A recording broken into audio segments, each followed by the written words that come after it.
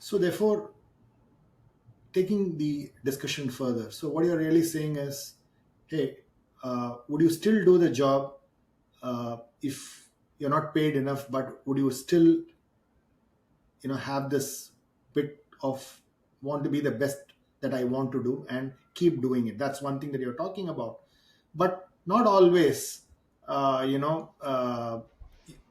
Many of these guys or women end up at the finish line, right?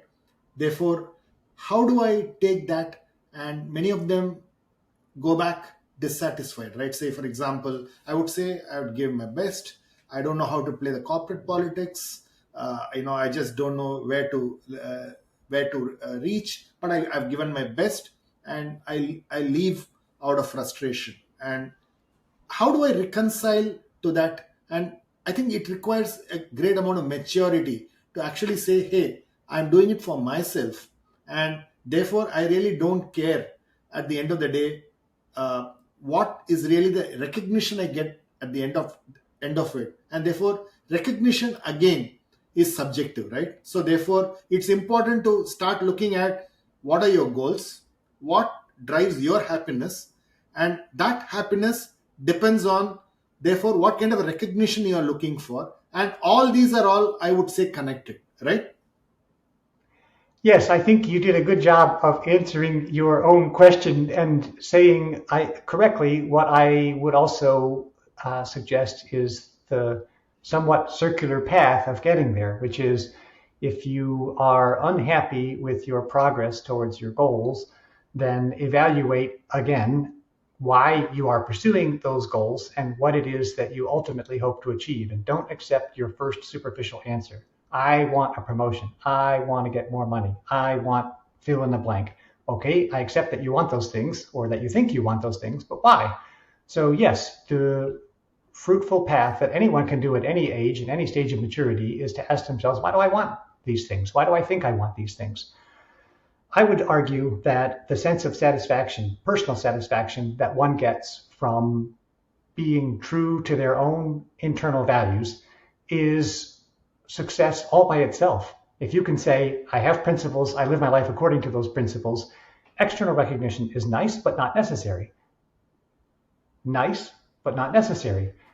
If you're doing your best and you know you're doing your best, then whether you get a gold star from the teacher, an extra bonus from your company, kudos from your colleagues, all of that is nice, but irrelevant. That's how I would start to reconcile those things. And to say it another way, you can learn to like what you have. And that is one of the keys to success and happiness in life. Don't be sad for what you don't have. Be happy for what you do have. And this is not an argument for accepting mediocrity or giving up on your ambitions. It's more a pragmatic and very useful tool to say, I am finding the positive in my situation. And in your situation, let's take the person who's been working really hard. They're in a company. They don't feel they're getting recognized. They don't know how to advance. What's the positive there? Well, it starts with them saying, hey, I am working in a job that is giving me experience. I'm using my skills. I'm doing the very best that I can every day. Hey, maybe I have a few friends at work. I'm getting exposure on this project.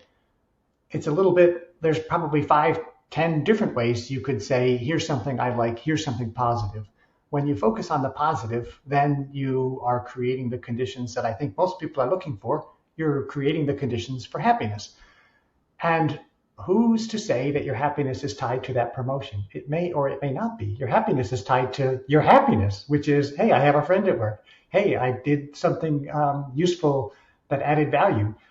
It's very rarely tied to things that other people control. And that's a key realization that came to me later in my career, near the end of my career, I have to say, which was understanding how a little bit of a philosophical approach, and in my case, a Stoic philosophy approach to life and work helped put things in the proper context. And to just make the connection quickly, and we'll see if you want to talk about that, the Stoics believed that it was helpful to try and distinguish between things that are in your control, partly in your control, and outside your control. And if you place your happiness in the hands of things that are outside your control, what other people say and do, then your happiness is at risk. The more you can bring your happiness and your thoughts and your beliefs within your own personal control, the more no one can ever prevent you from achieving what it is that you wish. So, yes, Brilliant, brilliant. I think